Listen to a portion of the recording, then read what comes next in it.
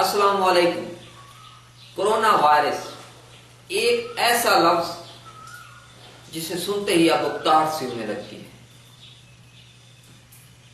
اس لیے نہیں کہ ہم نے خوف کی وجہ سے کبوتروں کی طرح اپنی آنکھوں کو بند کر لیا، بلکہ اس لیے کہ کورونا وائرس کے جن پہلوؤں پہ بحث جاری ہے وہ ساری کی ساری بحث لا حاصل ہے۔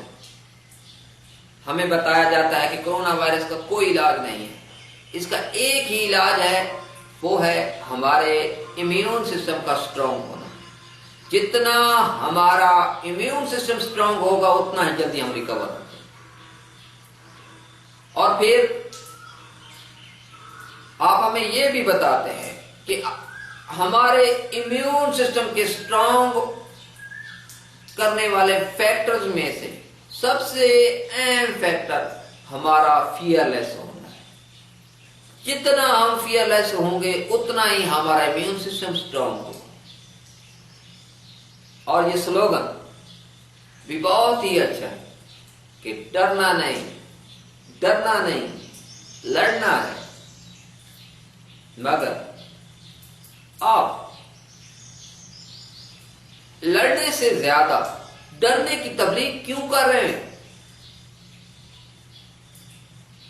جب کوئی بندہ اس مرض میں مبتلا ہو جاتا ہے تو آپ کی فرسٹ ایڈوائس یہی ہوتی ہے کہ آپ ریلیکس رہیں اور خوش رہیں۔ میں پوچھنا یہ چاہتا ہوں کہ سوگ کے ماحول میں خوشی کیسے منائیں؟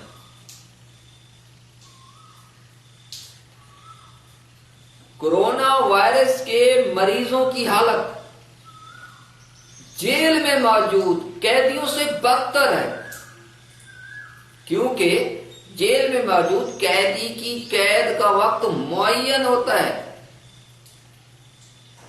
مگر یہاں تو مریض حیران اور پریشان وینٹیلیٹرز پہ لیٹا ہوا ہے۔ اسے تو اتنا بھی پتہ نہیں ہے کہ قاتل مرض ہے یا موت۔ پھر طب کا علم بھی ہمیں یہی بتاتا ہے کہ مرض میں جب تک ہمت ساتھ دے چلتے رہو۔ مگر یہ کیا کہ آپ نے ایک دوڑتے ہوئے آدمی کو وینٹیلیٹر پہ لٹا دیا ہے۔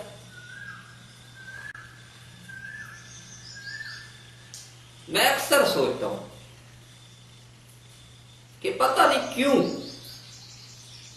ہمارے اعمال اور عقائد آپس میں میچ ہی نہیں ہو رہے۔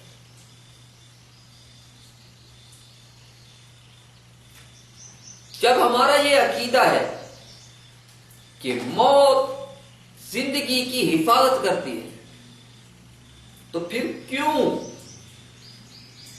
ہم اپنے ہی محافظ سے ڈرے ہوئے ہیں؟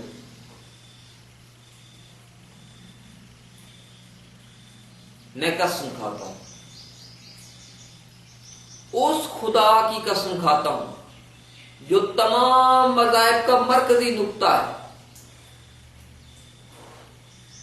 کہ موت سے زیادہ خطرناک، میں پھر ریپیٹ کر رہا ہوں، موت سے زیادہ خطرناک موت کا خوف ہے۔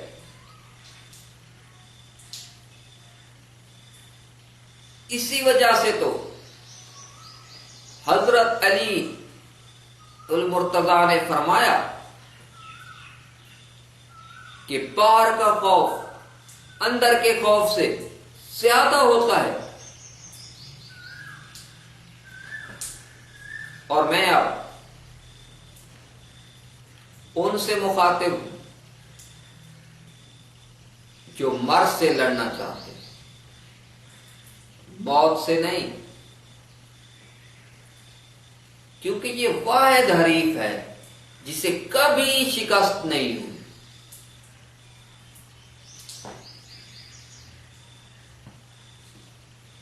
اب جب کہ ہمیں معلوم ہے کہ اس مرض سے لڑنے کے لیے ہمارے پاس واحد ہتھیار ہمارا امیون سسٹم. اب ہم نے سوچنا یہ ہے کہ how it will work perfectly. کہا جاتا ہے کہ نیچر اٹریکٹس دا نیچر. اس لیے ہمیں اپنے نیچرل ڈیفنس سسٹم کو اسٹرانگ کرنے کے لیے نیچرل انوائرمنٹ کی ضرورت ہے. جہاں تک ممکن ہو سکے ہم اپنے مریضوں کو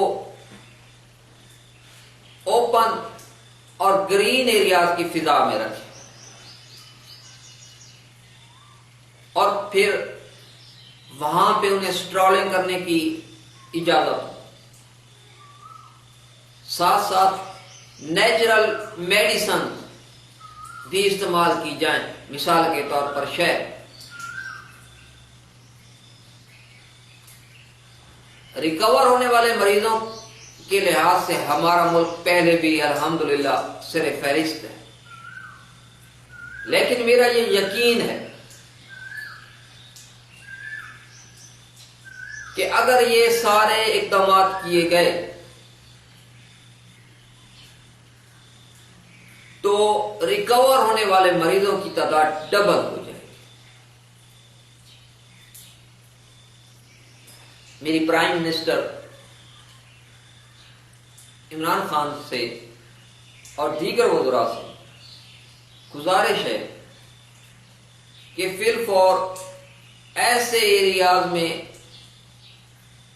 کم از کم ایک قرنطینہ سینٹر قائم کیا جائے اور پھر وہاں پہ کرونا وائرس کے مریضوں کا ایک تجرباتی گروپ منتخب کیا جائے اور پھر نتائج کا مشاہدہ کیا جائے.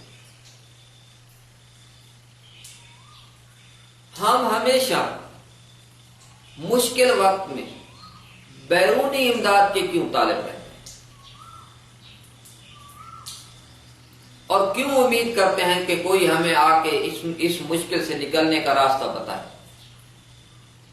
آج وقت ہے کہ ہم دنیا کو لیڈ کریں اور بتائیں کہ کیسے اس مرض سے نجات حاصل کرنی ہے.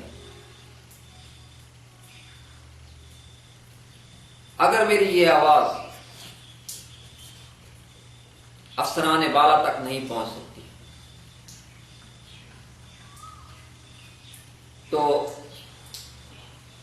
میری کورونا وائرس کے مریضوں سے گزارش ہے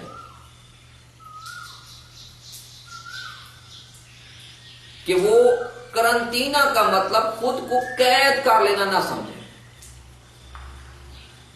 بلکہ ایسے علاقوں کی جانب رخ کریں جہاں پہ خدا نے زمین پہ فطرتی رہنائیوں سے جنت کا انتظام کر رکھا ہے. And then feel the unseen beauty of the nature. The beauty that consoles us. The beauty that provides us happiness. For that, there is no need to arrange a dance party or a fake smile. Thank you.